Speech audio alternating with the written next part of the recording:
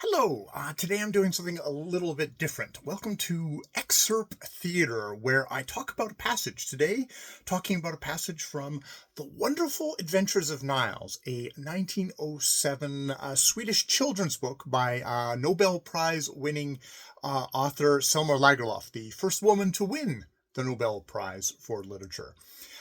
In this book, Wonderful Adventures of Niles, Niles, sort of 8 or 9, this just terrible boy, is transferred into a thimble-sized elf and goes on adventures with geese off to Lapland.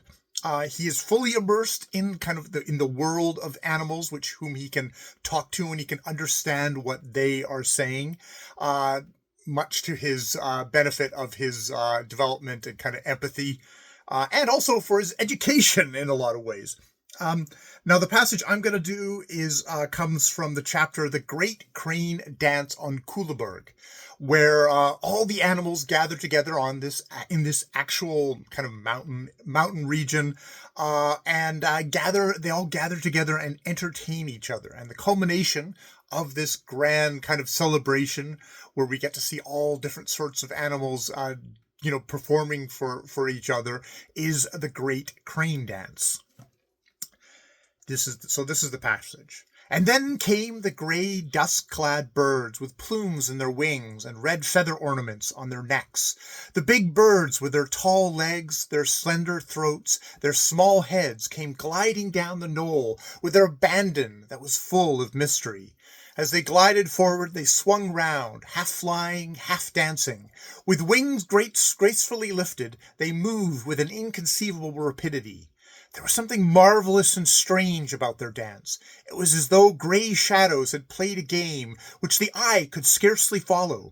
It was as if they had learned from the mists that hover over desolate morasses. There was a witchcraft in it. All those who had never before been on Kullaberg understood why the whole meeting took its name from the crane's dance. There was a wildness in it, but yet the feeling which it awakened was a delicious longing. No one thought any more about struggling. Instead, both winged and those who had no wings all wanted to raise themselves eternally, lift themselves above the clouds, seek that which was hidden beyond them, leave the oppressive body that dragged them down to earth, and soar away towards the infinite. Such longing after the unattainable, after the hidden mysteries back of this life, the animals felt only once a year, and this was on the day when they beheld the Grt Crn Dnc.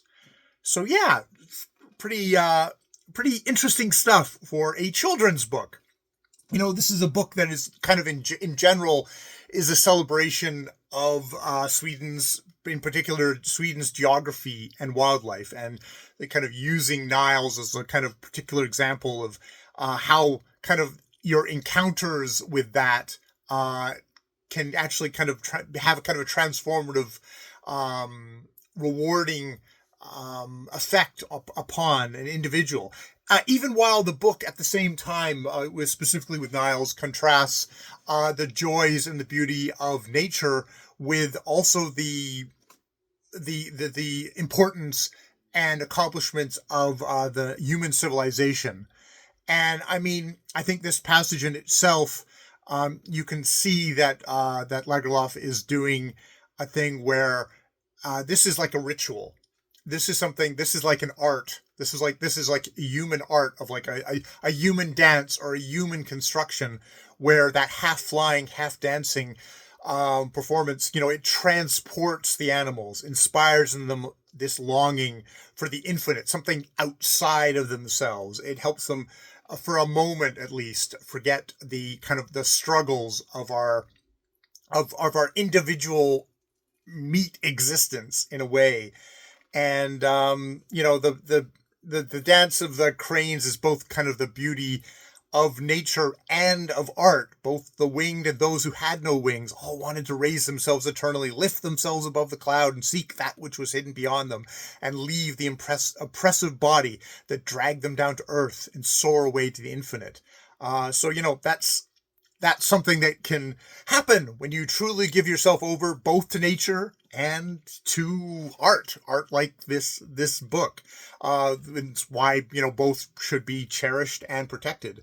And, to this day, the peninsula of Kullaberg is a nature preserve where you can go and, where you can go, but B is also a place where nature can still be itself. It can give a chance to be both nature and something higher than that. So yeah, that's the excerpt for today. More videos later.